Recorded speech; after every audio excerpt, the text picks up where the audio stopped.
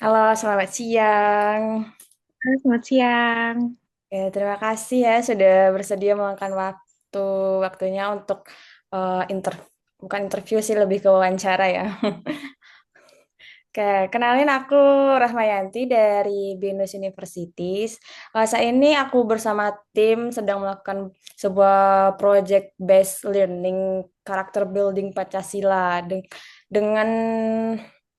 dengan fokus ke isu digital wellness, khususnya soal screen time dan dampaknya terhadap kesehatan mental Gen Z. Seperti ya, lewat obrolan ini, kami ingin dengar langsung pengalaman dari kakaknya sendiri, bagaimana kesehariannya dengan gadget, apa tantangannya, dan bagaimana cara untuk menjaga keseimbangan antara dunia online dan offline. Oke. Oh iya, sebelumnya kita kita belum kenalan ya. Kayak Iya. boleh kenalan dulu. Kakaknya namanya siapa sih ini? Dari kerjanya apa? Kegiatannya sehari-hari itu ngapain aja? Oke, sebelumnya perkenalkan dulu saya Giska. Aku kerja di Aksa Mandiri sebagai financial advisor. Nah, itu kerjaannya itu eh, pakai gadget sebenarnya. Jadi aku selalu pakai gadget walaupun di hari kerja. Tiap hari pakai gadget ya ini ya. Oke.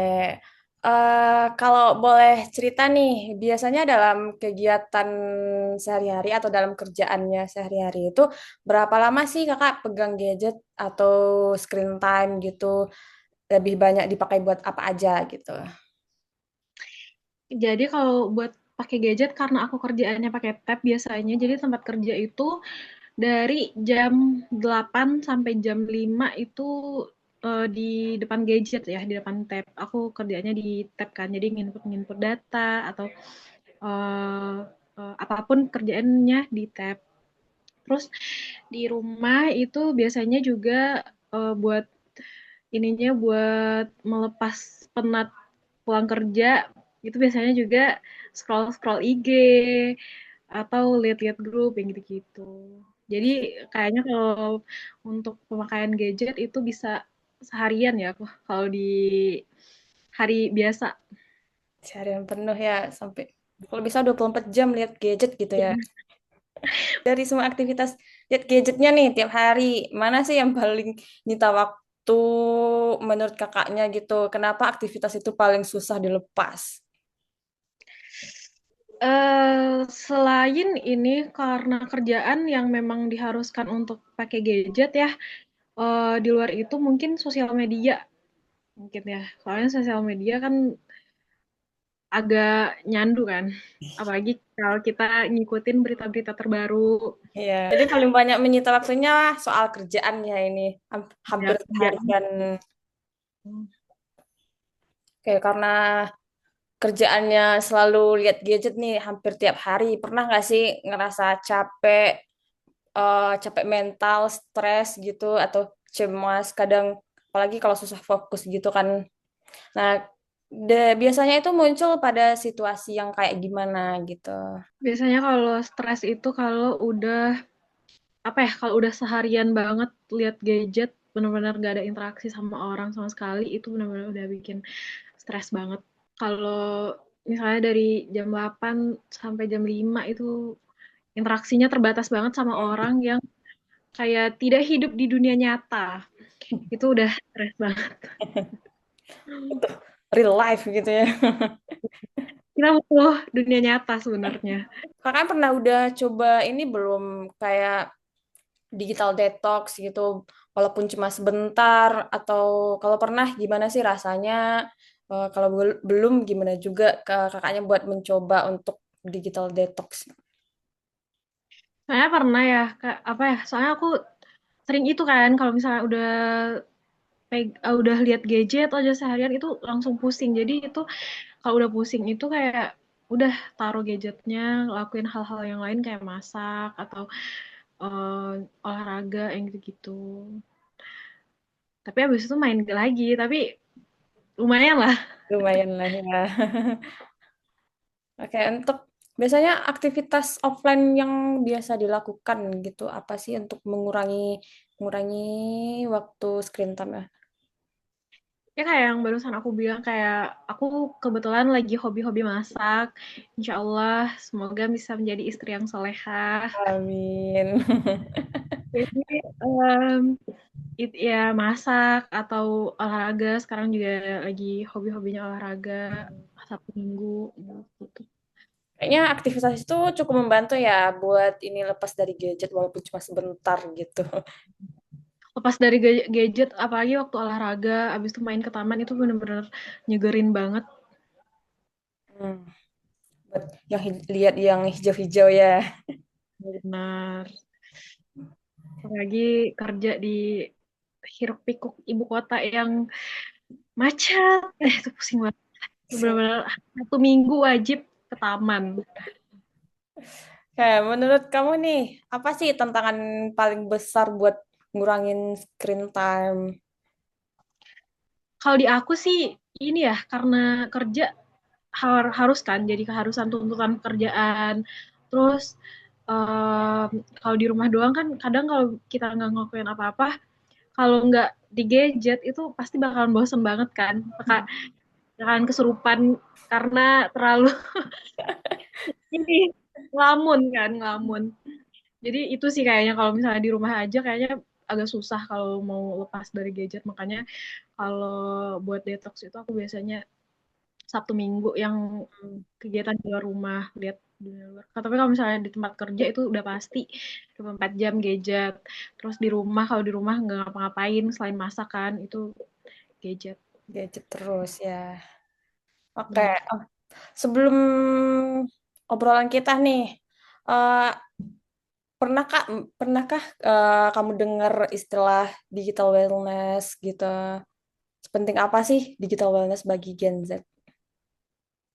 Itu aku cuma tahu dikit doang ya. Itu upaya buat mengurangi gadget ya. Eh, screen time, upaya mengurangi jam screen time. Itu menurut aku penting banget sih, soalnya di zaman sekarang orang kayak udah apa ya, udah dunia udah di gadget kan. Jadi kayak nggak ada dunia kalau Tanpa kalau nggak gadget lepas ya. dari gadget, nggak ada dunia luar. Jadi kayaknya menurut kalau menurut aku pribadi sih itu penting banget biar kita masih ada kehidupan.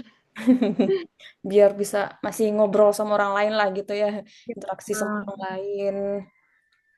sebenarnya di gadget itu kan bisa ya kita interaksi sama orang lain, cuman tetap beda kalau Hmm, interaksi di sosial media sama di secara langsung itu tetap beda. Jadi tetap penting. hmm, ya betul sekali.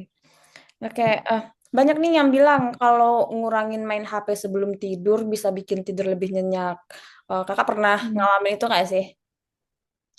Relate nggak Ah, di kakaknya? kalau sebelum tidur sih kayaknya aku susah ya.